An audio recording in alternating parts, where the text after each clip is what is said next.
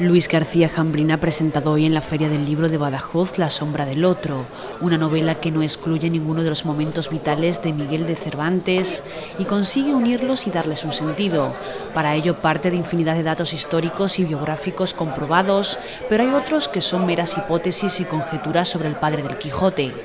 Bueno, en este caso no es una biografía novelada, porque eso para mí tiene escaso interés, ya están las biografías. He intentado hacer una novela sobre el personaje de Cervantes porque me parece que es un personaje muy interesante, incluso yo diría que ejemplar en muchos terrenos. Entonces para ello además quería dar una visión completa del personaje, con sus luces, con sus sombras, con sus hallazgos, pero también con sus miserias, con sus heroicidades, pero también con sus mezquindades, que las tuvo y muchas, ¿no? Entonces para ello busqué un punto de vista que fuera novedoso, adecuado y que fuera interesante para el lector, y entonces escogí un personaje de su época que tuvo relación con Cervantes, y era una persona con la que tuvo un duelo Cervantes en su juventud, cuando tenía unos 21 años, ¿no? Yo creo que ese acontecimiento, a juzgar por lo que luego Cervantes dice en algunos de sus escritos, le cambió un poco la vida, ¿no? Después de dejar mal herido a este señor que se llama Antonio de Sigura. Y un poco es algo que le quedó ahí siempre a Cervantes en la cabeza, ¿no? Por otra parte, tuvo que escapar de España después de ese incidente, y es cuando aparece en Roma y luego ya va a la batalla de Lepanto, etcétera, etcétera. O sea, que le cambió la vida de manera radical en un momento en el que Cervantes pues, se le presentaba un futuro interesante porque era poeta de la corte, tenía muy buenos padrinos, etcétera, y todo eso se terminó de golpe y porrazo, ¿no? Entonces la perspectiva que nos da esta persona, este enemigo de Cervantes, es una perspectiva amplia, porque por un lado es una persona que envidia a Cervantes, y en todo envidioso hay un admirador. Entonces te va a hablar desde la admiración, pero también te habla desde el odio, y entonces recoge un poco pues eso, todas las facetas y caras de Cervantes.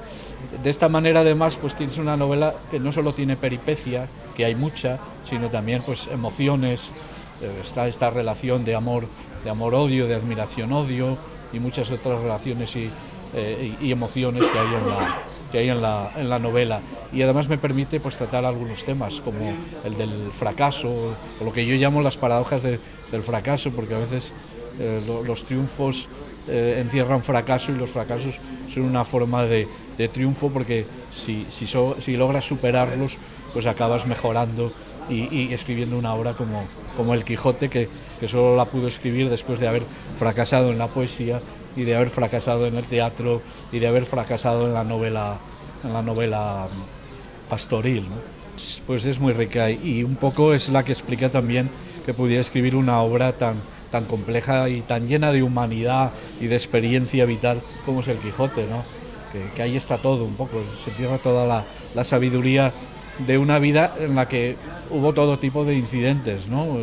Desde eso, estar en la guerra, ser cautivo, estar en la cárcel, haber desempeñado todo tipo de trabajos, haber conocido los bajos fondos de la época, haber tenido épocas de riqueza y épocas de miseria. O sea, está todo. Además, Cervantes es una persona que siempre estaba en movimiento, le gustaba mucho andar de un lado para otro, no le gustaba vivir asentado, llevando eso que llamamos una vida burguesa, y entonces conocía también muy bien España, y conocía también a otros países como Italia. Estaba fascinado por Italia y por el humanismo italiano y los grandes autores de la literatura italiana, etcétera. Entonces, bueno, todo eso da como resultado el Quijote, pero también fue una vida llena de peripecia, de aventuras. Incluso hay partes de su vida poco conocidas porque desgraciadamente no hay documentación, y es por ejemplo su faceta de espía, ¿no? Que a mí me parece muy interesante. No hay documentación de ello, pero claro, no la podía ver porque no era un espía que estuviera a nómina de la corte, sino que era un espía un poco esporádico, ¿no? Y que hacía incluso labores de doble agente, todo a raíz de su estancia en Argel como cautivo, ¿no? Por eso me parece una vida riquísima. Siempre se ha dicho, ¿no?, que la vida de Cervantes era una vida muy novelesca. Lo que pasa es que nadie se atrevía un poco a narrar todas esas aventuras, integrándolas también en el resto de su vida, ¿no? Porque si hablas de Cervantes tienes que hablar de lo que escribió,